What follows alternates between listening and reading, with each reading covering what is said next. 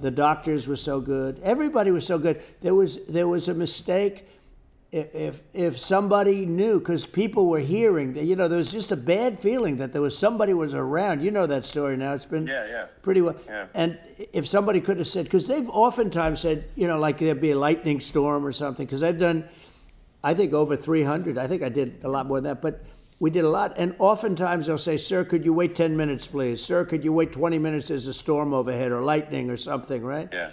And that happens often. And this would have been a perfect time for that to have happened, but it didn't get coordinated. That was the problem.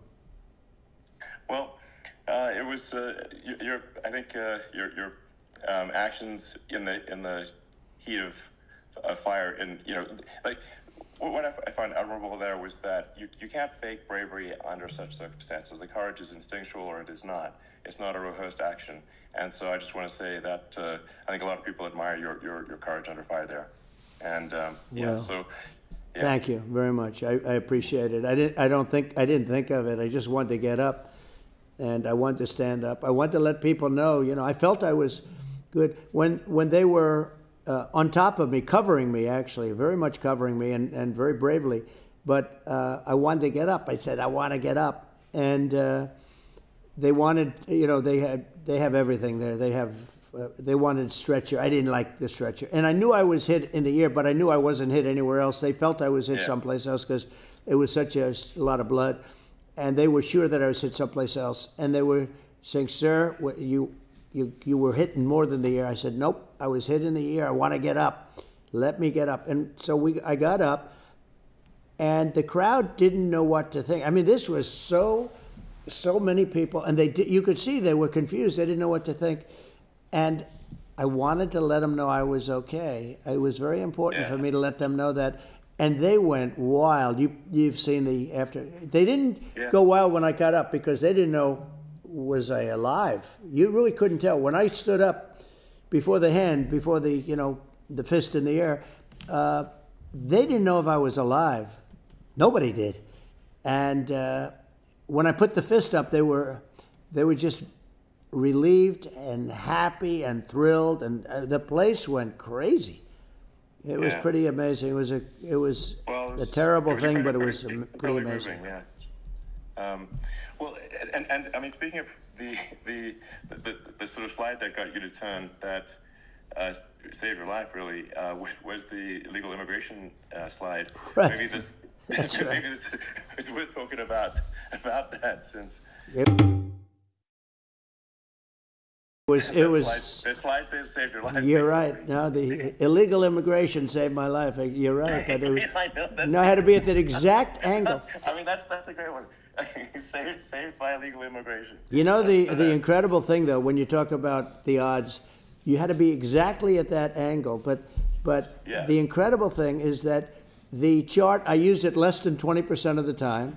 It was just a moment.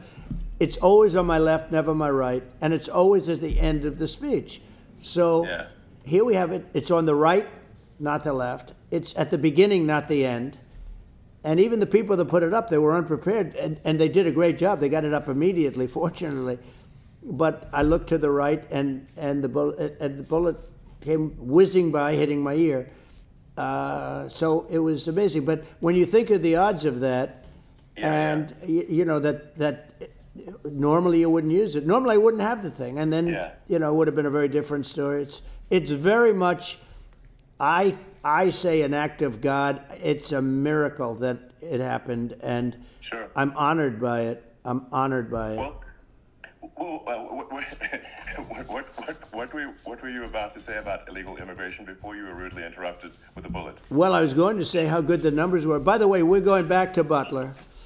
And we're going to go back in October. We're all set up, and the people are fantastic in Butler. It's a great area. These are incredible people. Like the three that, in the case of Corey, killed, and the other two, the families I got to know them a little bit, and the families are great. But we're going back to Butler, And I think I'll probably start by saying, as I was saying, as you were saying, prior to being so horribly interrupted. But so rudely interrupted by an assassination. So it was. But the chart, Elon, the chart was just a chart that in my last week we had the best illegal immigration numbers, meaning stopping. It was at the lowest. You've seen the chart. It's become quite a famous chart. But that was the lowest point ever recorded. It was a really, I was very proud of those numbers. And then you see what happened with these people, Kamala and Joe. You see what happened. They just let it go. I had remain in Mexico policies. I had all these different policies that was so good. Guys like Tom Homan and Brandon Judd from Border Patrol. These are all people that they've been on television. They said it's the best numbers we've ever had. We had so many different checks. Catch and release in Mexico, not the United. We had catch and release in the United States. We had it in Mexico. We had so many things. We had things where many people come in there, they have contagious diseases. We had everything passed. If you have a contagious disease, I'm sorry, but we cannot allow you into the country. So we were setting literally records, and all I was doing is showing that, and I use it sometimes, and in this case, I'm glad I used it. I can tell you that, but they were fantastic numbers. But I'm going to sleep with that chart always. I'll be sleeping with that chart. That chart was very important for a lot of reasons. Would it be accurate to say that you're supportive of legal immigration, but we also need to shut down illegal immigration, and especially unvetted illegal immigration, because that's not the same as saying that everyone who's an illegal immigrant is bad. In fact, I think most people who are illegal immigrants are actually good, but you can't tell a difference unless there's a solid vetting of who comes across the border. Is that accurate? 100%. Okay. I say it very simply. They have to come in legally. They have to be checked. Because look, Kamala was the border czar. Now she's denying it. Everything that I do, she's saying she was strong on the border. We're going to be strong. Well, she doesn't have to say it. She could close it up right now. They could do things right now. It's horrible. No tax on tips, and all of a sudden she's making a speech and there will be no tax on tips. I said that months ago. And by the way, they had just the opposite. They had not only tax on tips, but they hired 88,000 IRS agents, and many of them were assigned to go get waitresses and caddies and all of this on tips. They have a policy. They had a policy that they were really going to go after you and were really harassing people horribly. And then all of a sudden, for politics, she says, she comes out with what I said, which I think is terrible. And I think it's also hitting them very hard. These people are fake. Now they're also saying they did a good job on the border. We had the worst numbers in the history of the world, not of our country. There's never been a country in history that has had a catastrophe like this. We've had, I believe, and I think you believe this too, you hear 12 million, 13. I believe it's over 20 million people came into our country, many coming from jails, from prisons, from mental institutions, or a bigger version of that is insane asylums. And many are terrorists. And I'll tell you what, they're coming not just from South America, they're coming from Africa, they're coming from all over the world. They're coming from Asia, they're coming from the Middle East, they're coming from countries that are stupidly and horribly bombing Israel October 7th. They're coming from all over the world. And you look at, it's so sad October 7th, because it should have never happened. It's so sad when you look at Ukraine. It should have never happened. We have a defective government. These are defective people, and they're not people that should be running it. But where you see it the best is the border, because you have millions of people coming in a month, and then she gets up and she tries to pretend like she's going to do something. She had 3.5 years. And by the way, they have another 5 months that they can do something, but they won't do anything. It's all talk. She's incompetent and he's incompetent. And frankly, I think that she's more incompetent than he is. And that's saying something, because he's not too good. Yeah. No, I think it is essential to have a secure border. I mean, you're really not a country unless you have a secure border. And secure elections, too. absolutely secure elections, and so it's just essential to have a real border, or we can't function as a country, and our service, our essential services are being overwhelmed in a lot of cities. But as we were talking about earlier, I think having a legal immigration process that is smooth and efficient and done well, and speaking as someone who is a legal immigrant, and I think that like one way to think of it is, who do you want on your team? Who do you want on Team America? And I think we want to just say, okay, we want to let in people who are going to, be great contributors to our society and to our economy, and right. And who do you want on the team? And it's not to say that, like in my opinion, actually, I'd say like probably most of the illegal immigrants actually are actually good, hardworking people. That's my opinion. But some are not, and you just have this sort of adverse selection process where, if somebody's, if somebody's like has a career in theft or robbery, I don't understand what's taken them so long to get here, because we are such a target-rich environment. Why aren't more people who have a career in, bad things coming here sooner? Because it's a piece of cake to go rob, houses in LA or New York, compared to other parts of the world. And in a lot of places in America, if you try to stop the person who's robbing you, you'll be arrested. Yeah. So yeah. It's insane. It's right. I mean, what's happening with crime, and our police are so good, but they're not allowed to do their job. But I have to tell you, Elon, I hate to say it because it's such a downer to say it. I hate to say it. I hate it. But you have a lot of people that just shouldn't be. I think it's a much bigger number than you think. They're allowing, right, yeah. Again, they're allowing people from their jails. And if you were running one of these countries where they're coming from, you would have had all of them. As an example, Venezuela, their crime is down 72%. They're taking their drug dealers. They're taking, frankly, their prisoners. They're emptying out their prisons. They're taking their criminals, their murderers, their rapists, and they're delivering them into the...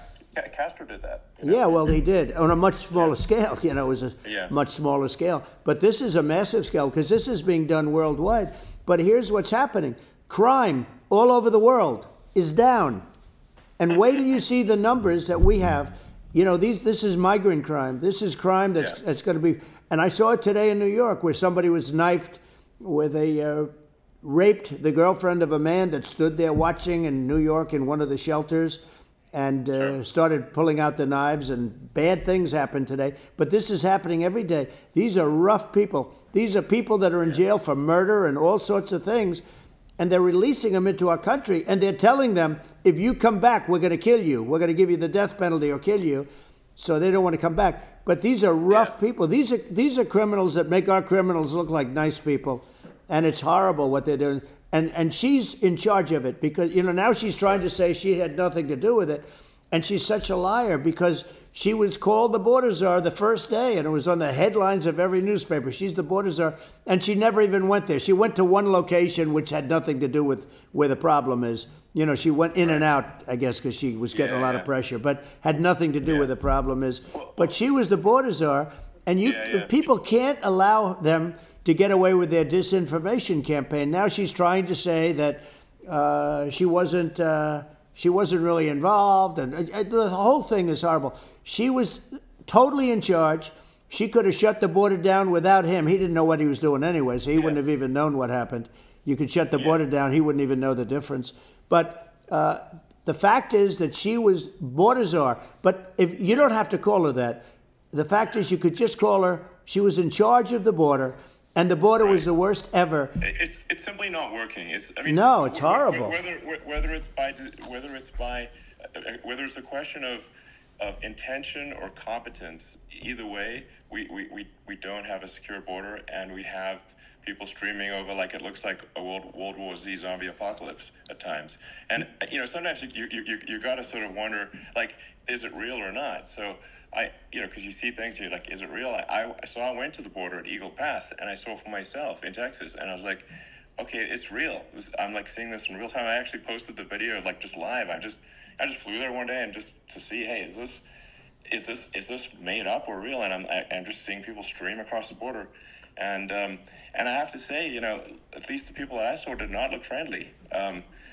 So these are people look at my video and say, hey, these people look friendly. I don't look super friendly. So these are people that Elon would not be the same man if he had to walk across the street and look these people in the eye. These are rough people. These are really rough people coming across. And I know rough people. And these are people that we don't want in our country. And, the caravans are coming in, and they're putting, and who's doing this are the heads of the countries. And you would be doing it, and so would I. And everyone would say, oh, what a terrible thing to say. The fact is, it's brilliant for them because they're taking all of their bad people, really bad people. And I hate to say this, the reason the numbers are much bigger than you would think is they're also taking their non-productive people. Now, these aren't people that will kill you. We have enough of them. But these are people that are non-productive. They are just not productive. I mean, for whatever reason. They're not workers, or they don't want to work, or whatever. And these countries are getting rid of non-productive people in the caravans in many cases. And they're also getting rid of their murderers and their drug dealers and the people that are really brutal people. And they're coming into our country at levels that have never been seen before. And I saw an ad just before I got on the air. I'm walking over here, and I saw an ad by Kamala saying how she is going to provide border security. Where has she been for 3.5 years? For 3.5 years, we have 20 million people poured in.